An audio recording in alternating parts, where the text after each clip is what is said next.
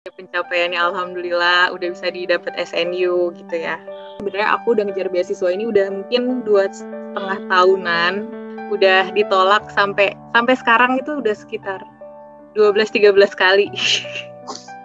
Jadi ini adalah usaha berkali-kali yang akhirnya alhamdulillah membuahkan hasil. Jadi kayak proofread esai itu menurut aku penting banget. Itu kenapa aku cari mentorship. Jujur sih aku kaget loh Kak, karena dari aku udah daftar banyak banget beasiswa. Menurut aku daftar ke Korea itu adalah termasuk yang paling, maaf, ribet ya. Kalau teman-teman udah ada niat dari awal tuh lebih baik nggak sih Kak? Karena prepare-nya jadi bisa lebih panjang gitu, karena dokumen itu banyak sekali yang mau disiapin. Dokumen bener-bener. Aku buat matengin esai aja tuh setahun Kak.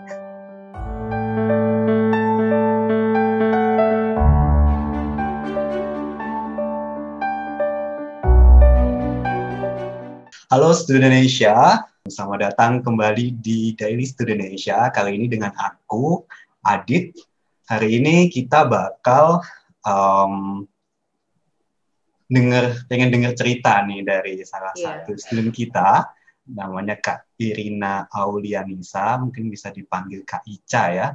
Di Kak Ica ini adalah student kita jadi Student Indonesia punya program namanya Student Indonesia Mentorship, yaitu mentorship buat teman-teman yang mau lanjut studi ke S2 gitu. Kak Ica ini salah satu peserta di program tersebut. Dan program itu kayak berlangsung bulan apa ya Kak, Maret. Pokoknya awal-awal tahun 2020. Ya, awal tahun. Dan di awal tahun 2021 ini, jadi Kak Ica ini udah menuai hasilnya nih dari perjuangan kurang lebih 1 tahun kemarin ya.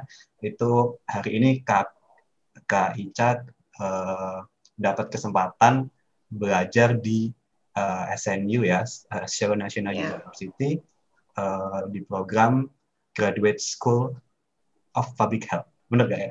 Oke. Betul. Ya, itu sedikit pengantar ya dari kita. Mungkin langsung kita sapa dulu. Halo Kak Ica. Halo Kak Dir. Jadi Kak Ica ini sekarang ini ya Kak, di Jakarta ya tinggalnya ya? Masih di Jakarta, iya. Jadi baru banget kemarin dapat pengumuman ya, keterima di LOE dari SNU dan sekaligus dapat 2 beasiswa sekaligus nih, ya Kak? Iya, dari beasiswa universitas. Nah, sebelum kita masuk ke sana, mungkin kita pengen kenal lebih dekat dulu nih dengan Kak Irina. Mungkin Kak Irina bisa cerita singkat tentang profil Kakak gitu, biar teman-teman pada kebayang nih kira-kira Kak Ica udah bisa nih ke situ, ternyata dia pencapaiannya apa-apa aja dia biar jadi motivasi buat teman-teman gitu sih. Iya, boleh. Ya, halo teman-teman. Nama aku Irina Aulianisa. Biasanya dipanggilnya Ica. Sekarang itu tadi ya benar aku lagi persiapan untuk berangkat ke SNU. Insya Allah nanti tanggal 16 Maret ini. Terus untuk background pendidikan aku S1-nya kedokteran umum dari Universitas Trisakti. Terus sekarang aku tinggal di Jakarta. Aku lulus dari tahun 2016, jadi udah kerja sekitar 3 tahun. 1 tahun kebelakangan ini aku fokus untuk ngejar beasiswa, jadi resign dan belajar bahasa juga gitu. Wow, menarik banget Kak ya, untuk prepare studi S2 aja sampai merelakan pekerjaan nih ya, di resign hanya untuk prepare untuk S2 gini. Jadi itu juga banyak cerita yang seperti itu sih Kak, banyak yang sampai merelakan gitu. Nah, banyak juga yang udah merelakan tapi belum rezekinya nih. Iya, betul Kak. Makanya salah satu yang mungkin rezekinya ada di situ Kak ya. Nah, kita pengen tahu nih Kak, kenapa nih sih Kak, Kakak kan harusnya kan seorang dokter gitu kan, mungkin bisa dibilang kan ya hidupnya udah enak lah ya, tapi kenapa sih Kakak kok mau bersusah-susah payah lagi mau sekolah lagi gitu?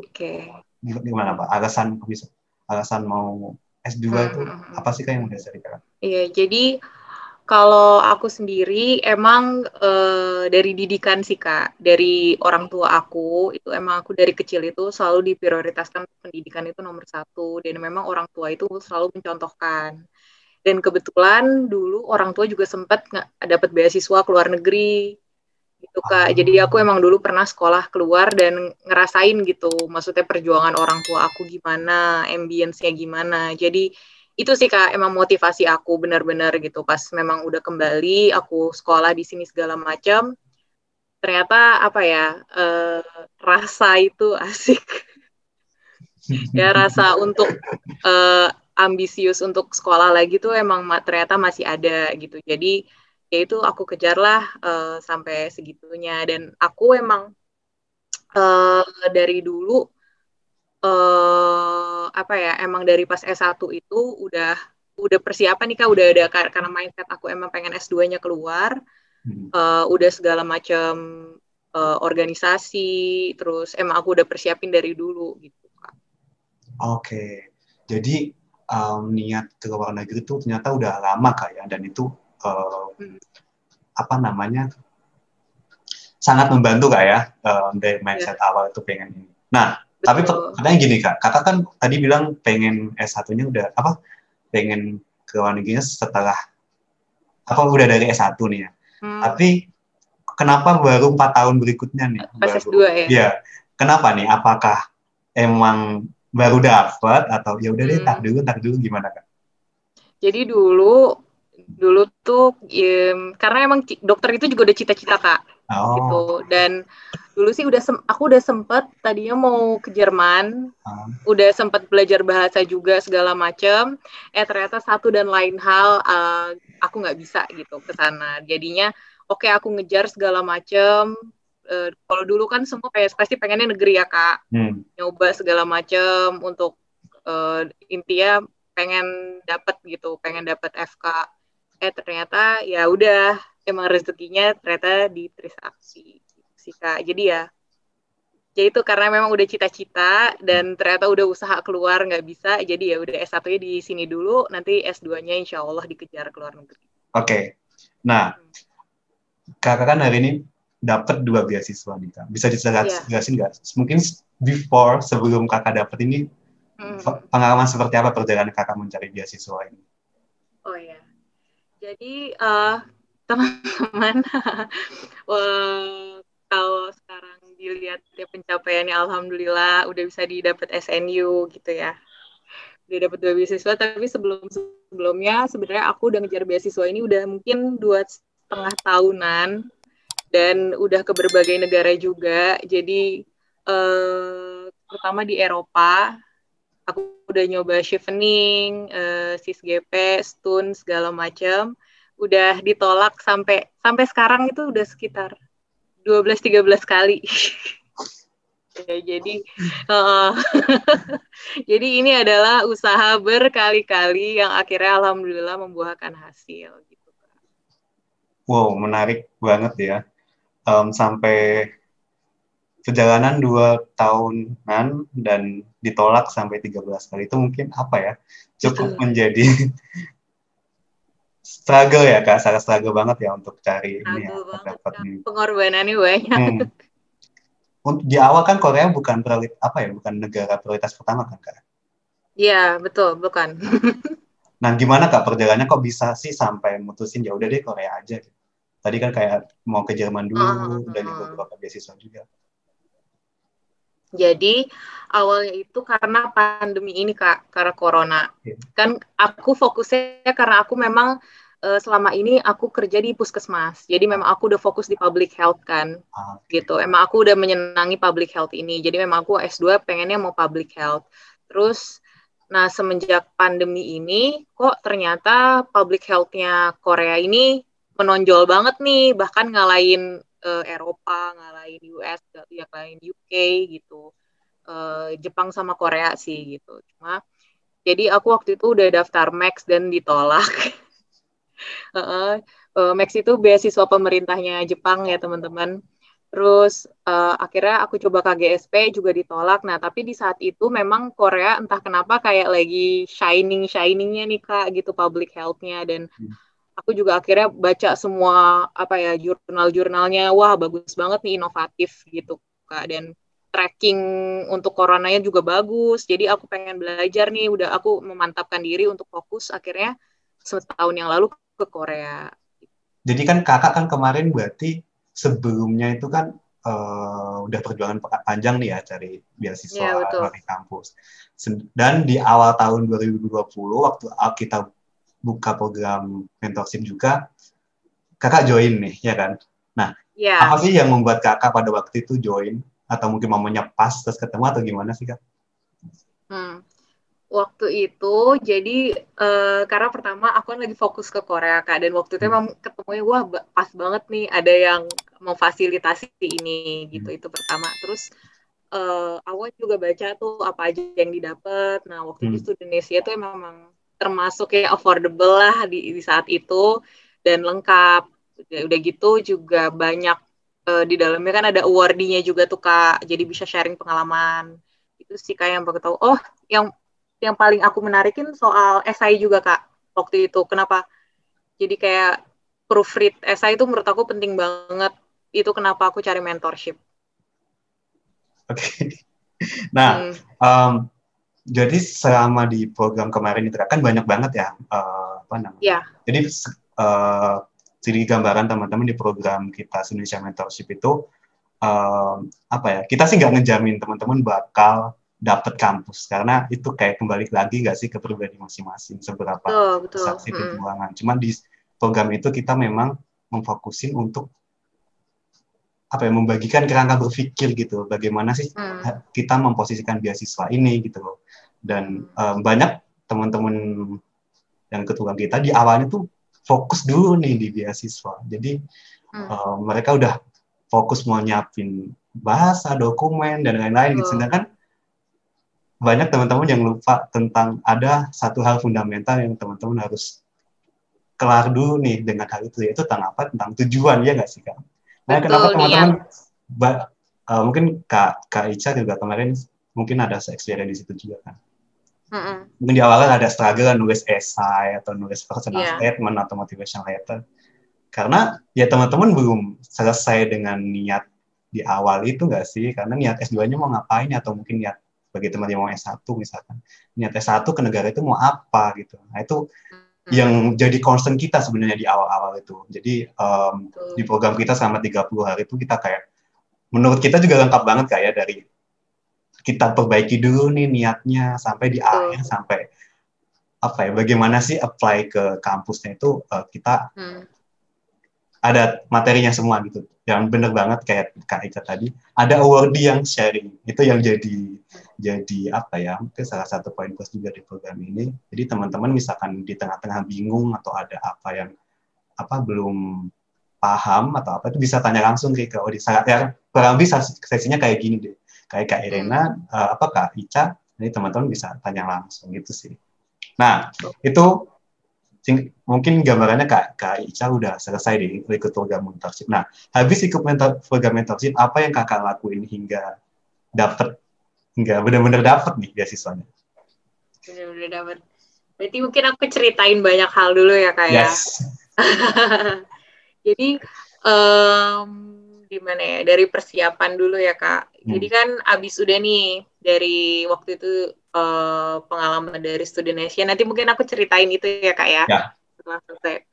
Jadi kalau dari proses persiapan, benar tuh tadi kata Kadit, itu pertama niat dulu. Karena itu harus mantep nih. Gak bisa cuma, maaf ya teman-teman, biasanya sering cuma karena wah K-pop atau K-drama. Mungkin teman-teman yang udah pernah ikut GKS atau ikut di grup-grup sebelumnya, biasanya grup-grup WA tuh kan kita suka baik grup WA beasiswa ya Kak ya. Aku udah join banyak banget soalnya. Jadi di grup-grup itu biasanya award itu udah selalu mewanti-wanti kalau misalnya kita ke Korea itu niatnya apalagi mungkin di motlet, di personal statement, nggak apa-apa sih untuk menyebutkan itu, tapi mungkin itu bukan dijadikan sesuatu yang penting gitu, bukan fundamentalnya lah gitu. Jadi bukan itu yang ditonjolkan. Gitu. Jadi waktu aku persiapan pertama itu sebenarnya ini agak rada nekat sih Kak, Karena waktu itu kan aku harus mendapatkan LOA dulu, baru aku nyari beasiswa. Itu kan apa ya? Jarang lah orang yang melakukan itu. Biasanya orang itu mau nyari aman dulu, nyari beasiswa dapet, baru kita dapet kuliahnya. Nah, di saat itu karena aku udah terlanjur apa ya Kak, kita cobalah segalanya gitu loh. Nanti tadinya udah persiapan untuk GKS 2021 yang ini, ternyata alhamdulillah terima di SNU-nya gitu. Jadi yang pertama waktu itu aku lakuin adalah baca guideline dari website. Itu penting banget soalnya kadang kita suka nanya nih, kadang teman-teman juga banyak kan Kak yang suka nanya ke aku kayak Kak ini persyaratannya apa aja, ini itu gitu. Walaupun aku udah dapet gitu ya, bukan berarti aku hafal. Jadi kalau menurut aku paling penting adalah baca guideline di awal, kita lihat website segala macam, terus tanya wordy-wordy yang udah mendapatkan, tapi bukan berarti nanyanya juga langsung ya kayak tadi yang nanya yang hal-hal udah ditanyakan gitu ya. Ya sebenarnya udah jelas lah ada di guideline. Mungkin bisa nanya wordy ke pengalaman-pengalaman. Abis itu kalau waktu itu aku karena SNU itu pas pertama dia buka pas Juni. Pas Juni apa Juli ya? Antara Juni atau Juli. Terus dia itu awal-awal dia buka hanya via online Kak. Jadi nggak perlu ngirimin berkas kayak GKS Unit Track. Gitu. Jadi kita cuma via online. Abis itu ada beberapa hal yang harus diisi. Mirip-mirip lah hampir semua beasiswa. Di sini ada personal statement, personal essay, sama studi plan kalau SNU mintanya itu. Jadi kalau dari pengalaman aku, bedanya apa sama GKS? Kalau di GKS itu dia lebih ke global, kalau SNU itu dia lebih spesifik essay-essaynya. Jadi kayak ini misalnya contoh ya, personal statement ini mereka minta menjelaskan karakteristik unik atau kualifikasi khusus dari pendidikan kamu sebelumnya. Jadi jelaskanlah secara singkat kurikulum, metode yang telah kamu lewati hingga membentuk academic interest kamu. Itu kan apa ya?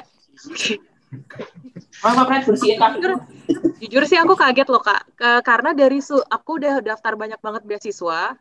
Menurut aku daftar ke Korea itu adalah termasuk yang paling ribet ya. Paling ribet di antara yang lain, termasuk dokumen, apostille segala macam gitu. Nah, ternyata SNU sendiri, esainya beda nih. Dia minta menjelaskan kurikulum. Jadi aku kayak seolah-olah harus ngebuka lagi nih website departemen aku yang dulu gitu. Terus habis itu ngeliat ini metodenya apa, dengan diskusi atau apalah itu aku harus jelasin gitu di situ. Terus itu habis itu dia juga minta jelaskan motivasi kamu kenapa mengambil jurusan itu biasa ya. Dan dijelaskan bagaimana tadi komitmen kamu juga itu ditanya sama SNU-nya. Itu untuk personal statement. Kalau personal essay mereka minta, ini juga unik nih Kak. Personal essay mereka minta personal background kamu, evaluasi diri dari pengalaman yang signifikan, pencapaian, resiko yang telah kamu ambil. Itu banyak banget yang. Jadi ini essay-nya tuh banyak banget ya. Terus atau bisa juga dia minta mendiskusikan sebuah isu nasional atau internasional, atau bisa juga jelaskan orang yang sangat berpengaruh terhadap hidup kamu itu. Dan study plan ya kayak biasa sih, kalau study plan kayak future plan biasa itu Kak. Itu proses persiapan aku. Terus kalian ngasih gambaran esai-esainya SNU tuh mintanya seperti apa. Kalau menurut aku yang tadi itu sih Kak, jadi esainya itu dia minta jauh lebih spesifik dibanding GKS. Jadi kalau di Indonesia tuh kayak ada joke gitu sih. Seberapa besar kemungkinan kamu diterima itu bisa dilihat dari seberapa besar sih kamu sering buka website kampus. Nah. Jadi kalau baru-baru kalau teman-teman ngerasa wah aku kayaknya nanti bakal keterima nih, sedangkan teman-teman nggak jarang buka website kampus, itu mungkin juga bisa jadi indikasi juga kan.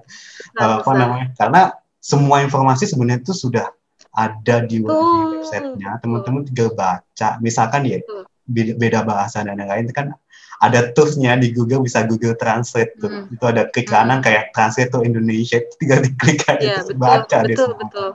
Makanya kadang apa ya, mungkin kalau teman-teman pernah dia ngechat para award di gitu di Instagram atau di apa, mereka nggak balas atau mereka jawabnya gimana, mungkin ya itu, mungkin ngerasa ini pertanyaannya mungkin kurang apa ya, dalam tanda kutip terlalu apa, mungkin gini, ini udah ada di website kenapa ditanyain ke aku gitu, sedangkan kayak tadi Kak bilang nggak apa semua dokumen apa aja yang dimau gitu. Nah mungkin alangkah lebih baiknya memang kalau udah ngobrol dengan award itu, hal-hal teknis tuh nggak perlu ditanyain lagi. Hal-hal mungkin ya kayak tips-tips dan trik itu yang lebih benar banget, berharga gitu ya, karena selain itu udah ada di website semua gitu.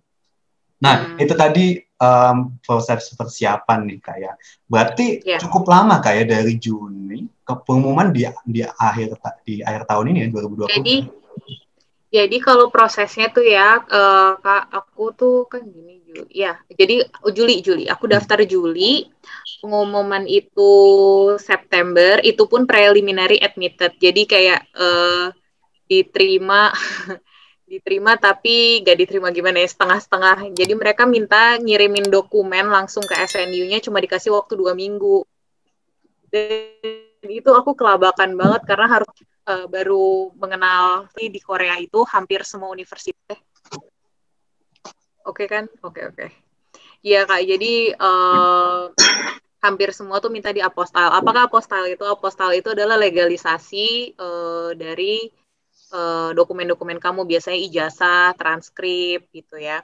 Dan itu prosesnya lumayan panjang karena harus kalau misalnya belum di bahasa Inggris kan harus ditranslate dulu, habis ditranslate harus dinotaris, habis notaris ke Kemenkumham, habis ke Kemenkumham harus ke Menlu, habis ke Menlu ke Kedubes. Jadi kalau emang teman-teman udah merasa mantep nih mau ke universitas di Korea, udah harus siapin itu dari jauh-jauh hari karena itu prosesnya lumayan panjang. Oke, berarti cukup panjang banget ya. Kadang itu ada yang tanya gini Kak di Indonesia, Kak saya masih semester 3, kalau enggak Kak saya masih awal masuk kuliah nih, boleh nggak sih ikut mentorship Indonesia, atau mungkin apa yang harus dipersiapkan dulu untuk daftar, misalkan udah ada plan mau S2. Justru bagi menurut kita, kalau teman-teman udah ada niat dari awal tuh lebih baik nggak sih Kak?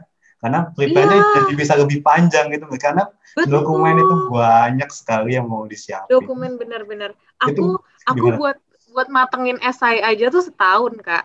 Jadi iya, dan mungkin nggak tahu ya, mungkin kalau misalnya teman-teman outstanding banget untuk menulis esai, mungkin bisa dalam waktu beberapa minggu atau beberapa hari. Cuma ya gitu, namanya esai kan kayak kita ngelihat lagi, di proofread orang lagi, ganti lagi, gini lagi, emang prosesnya panjang gitu sih. Jadi kalau emang pengen gabung lebih cepat, itu alangkah lebih baik.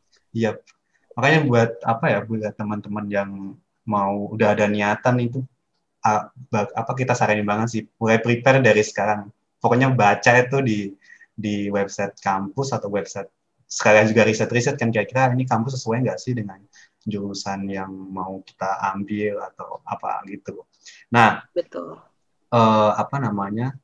Bener banget tadi kata Kak Ica, nulis esai itu kayak nggak mungkin gitu sih sama 1 atau 2 bulan. 1 bulan tuh Kak. Paling mau dia Yunda aja pernah cerita kan sampai berbulan-bulan gitu kan. Seorang mau dia Yunda nih yang seorang penulis lagu, penulis apa tuh sampai bulan-bulan, apalagi kita yang mungkin bukan siapa-siapa. Kita yang butiran debu ini mau nulis cepat. Ya mungkin bisa cepat, tapi kan hasilnya mungkin nggak kurang maksimal gitu. Iya, betul. Penting banget itu untuk memulai dari awal. Nah, berarti kakaknya kan hari ini berarti kan udah selesai semua Kak ya? Udah dapat kampus, fundingnya udah oke. Ini juga teman-teman, nanti kalau teman-teman mau study lagi, ada 2 perjuangan nih istilahnya kan, perjuangan daftar kampus dan daftar beasiswa. Nah, jadi teman-teman harus prepare, mungkin esainya juga berbeda, mungkin dokumentasinya berbeda. Nah, itu yang banyak sih yang perlu disiapin. Dan ya tadi Kak Ica berarti udah dapat kampus, sudah dapat funding, berarti untuk sekolahnya ini gimana Kak? Sekarang lagi COVID, berarti Kakak ada kemungkinan ke Korea Kak? Atau mungkin udah mulai online kelas dulu atau gimana Kak? Aku jadi terakhir itu dikasih tahu kan aku mulai aktif itu 2 Maret, Kak. Jadi aku nanti tanggal 16 ke sana karena lagi corona ini semua harus 2 minggu karantina di Korea. Itu udah mandatory dari government-nya kayak gitu. Terus udah diumumin kalau bakal nggak ada face to face sih selama bulan Maret. Jadi nanti setiap bulan akan ditanyakan lagi ke profesornya gitu dan juga melihat juga. Nah, kalau di Korea itu ada level-levelnya gitu Kak, level apanya ya, level social distancingnya. Kalau sekarang dari 3 itu udah lagi level 2,5 di Seoul. Jadi mereka belum bisa untuk membuka face to face selama bulan Maret. Jadi mungkin nanti setelah Maret bakal dievaluasi lagi gimana. Jadi itu tadi teman-teman sesi kita. Mungkin terakhir kita pengen dengar closing statement dari Kak Ica. Mungkin bisa ngasih apa ya, wejangan nih buat kita-kita nih yang lagi jadi scholarship hunter nih, lagi hunting di kemana-mana nih. Apa pesan-pesan buat Kak Ica buat kita? Pesannya adalah habiskan jatah gagal kalian ya. Yeah.